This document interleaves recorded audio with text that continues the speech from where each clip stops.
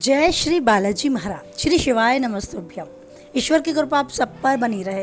वृषभ राशि 2 मई से 5 मई 2024 जानते हैं क्या कुछ लिखा है समय ने इन 2, 3, 4 और 5 मई को वृष राशि से जुड़े जातकों के जीवन में।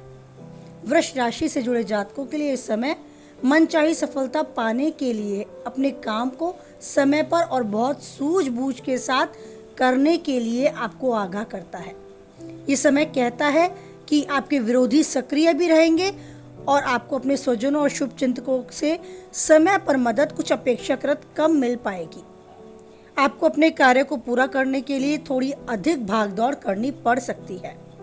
इस दौरान धन का भी अधिक व्यय होगा और थोड़ी मान हानि के भी योग हैं। कुछ हो सकता है किसी से वाद विवाद हो जाए, कोई आपको ज़्यादा कड़वे शब्द बोल जाए।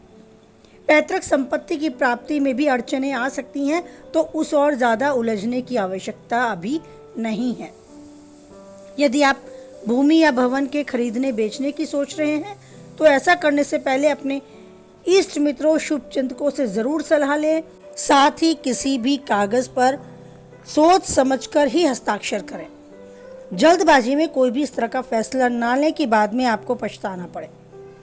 घर परिवार में किसी मसले को सुलझाते समय स्वजनों की भावनाओं को भूलकर भी ठेस ना पहुंचाएं, उनकी उपेक्षा ना करें, अन्यथा मनमुटाव बढ़ सकता है और इसमें आप खुद बहुत ज़्यादा परेशानी महसूस करेंगे।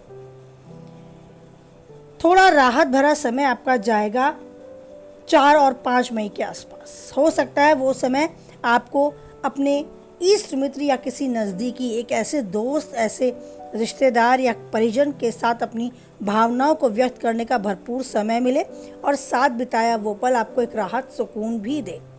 आपके की गई पहली किसी परेशानी, किसी अड़चन का समाधान आपको इन दिनों मिले। यदि आप किसी बीमारी के चलते शारीरिक या मानसिक रूप से परेशान चल रहे हैं तो इस दौरान आपको राहत मिलेगी। किसी मित्र की मदद से अटके हुए काम भी मई के 4 या 5 मई लगभग संभव हो सकेंगे। संतान से जुड़ी कोई बाधा दूर होगी और आप काफ़ी सुकून महसूस करेंगे। लेकिन खुद की सेहत के प्रति बिल्कुल भी लापरवाही ना बरतें। कोई नई बीमारी उभर सकती है, इस बात का विशेष रूप से ध्यान दें। आपको अगर ब्लड प्रेशर से संबंधित कोई रोग है तो उसके प्रति ज़रूर ध्यान दें, उसे बढ़ने ना दें, अनदेखा ना करें। बात करें आपके पारिवारिक माहौल की तो वो आपके अनुसार रहेगा। काफ़ी हद तक आपको सबकी भावनाओं को सोचकर व्यवहार करना होगा, तो सब कुछ आपको अनुकूल नज़र आएगा। किसी पर अपनी बात थोपनी नहीं है। अपनी बात को आवाज़ ऊंची कर कर किसी को ज़बरदस्ती काबू में नहीं लेना। हो सकता है कोई आपकी बात ना सुने, आप तेज़ बोलकर क्रोध कर कर अपनी बात मनवाएं, तो ऐसा कभी भी ना करें, ना आज ना कभी और। ऐसा करने से अगर सामने वाला झुक जाता है, आपकी बात सुन लेता है, तो ना समझे ये आपकी जीत है, क्योंकि समय बदलता ज़रूर है, इस बात को ध्यान रखें।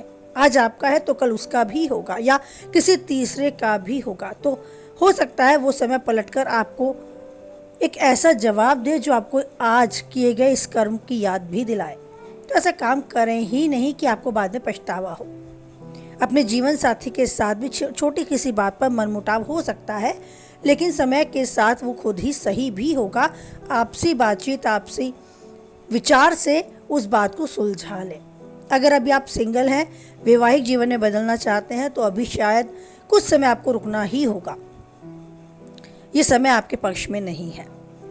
और अगर प्रेमी जीवन जी रहे हैं तो वैवाहिक जीवन में बदलने के चांस अभी ये समय आपको नहीं दे रहा है, लेकिन अपने इस प्रेमी जीवन को मजबूत करने, प्रेम में मिठास लाने का समय ज़रूर है। अपनी विचारों को एक दूसरे के साथ साझा करें, आपस में एक अच्छा समय बिताएं और इस पल को यादगार बनाएं, जिससे मजबूत रिश्ते के साथ अपने प्रेमी को आप जीवन साथी के रूप में पा पाए।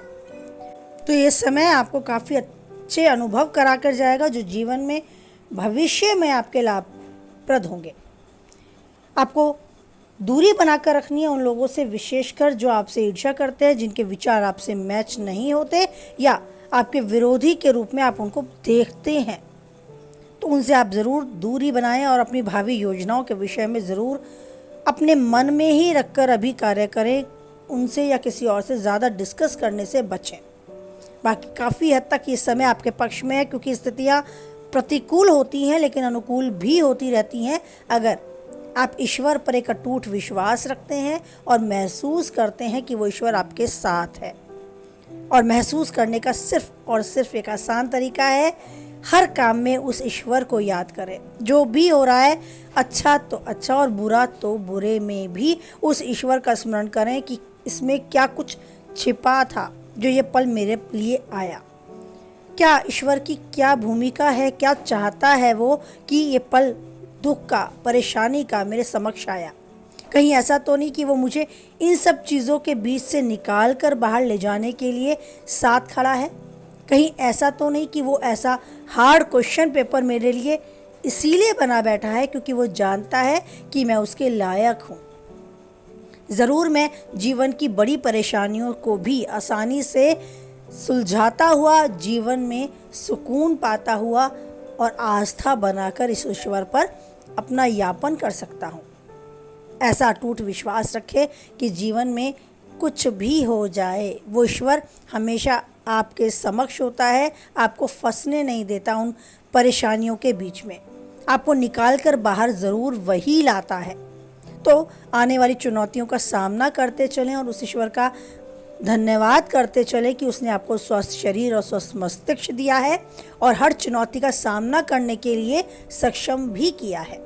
साथ ही कभी न भूलें कि ऐसा बहुत कुछ दिया है जो बहुतों के पास नहीं है, जो पैसों से नहीं खरीदा जा सका। ऐसा अमूल्य उपहार उसने आपको बहुत सारा दिया है। कभी एकांत में बैठकर सोचे कि जब आप बहुत परेशान थे, जब चारों तरफ से घिरे थे, तो कैसे बाहर आए उस परेशानी से। आए क्योंकि ईश्वर आपके साथ था। वो सब चीज़ें जो औरों के पास नहीं हैं और देखकर भी नहीं पा सकते, वो ईश्वर का आशीर्वाद स्वरूप आपको मिला है, तो बस उन्हें गिनना शुरू करें। आप ईश्वर का कोटि कोटि धन्यवाद करते थक जाएंगे क्योंकि बहुत कुछ है ऐसा, सच में है। बस आपको सोचना है उन चीज़ों के बारे में जो आपने खुद से नहीं कमाई हैं, जो आप कमा ही नहीं सकते।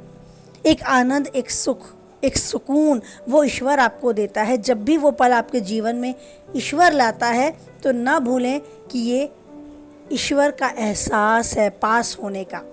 ईश्वर आपके साथ हैं, ये एहसास वो ईश्वर हमेशा आपको दिलाता चलता है और प्रसाद स्वरूप एक आनंद और सुकून देता चलता है।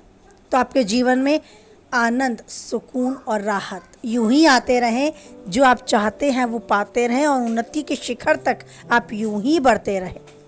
इसी उम्मीद, इसी कामना के साथ वाणी को विराम देते हैं। कुछ हद तक आप वीडियो से सहमत रहते हैं तो वीडियो को लाइक कर अपनी सहमति मुझ तक पहुंचाएं। किसी के काम की बातें हैं तो ज़रूर शेयर करें और उस तक पहुंचाएं। पहली बार चैनल पे हैं, बने रहना चाहते हैं तो चैनल को सब्सक्राइब करें, साथ ही नोटिफिकेशन बेल को भी ऑन करें जिससे आने वाली वीडियो की सूचना आप तक पहुंच जाए। और ईश्वर पर बनाए रखें अटूट विश्वास, क्योंकि परिस्थितियां कैसी भी हों वो नहीं छोड़ेगा आपका साथ। इसी उम्मीद, इसी आशा और इसी विश्वास के साथ बोले जय बालाजी महाराज, जय माता दी।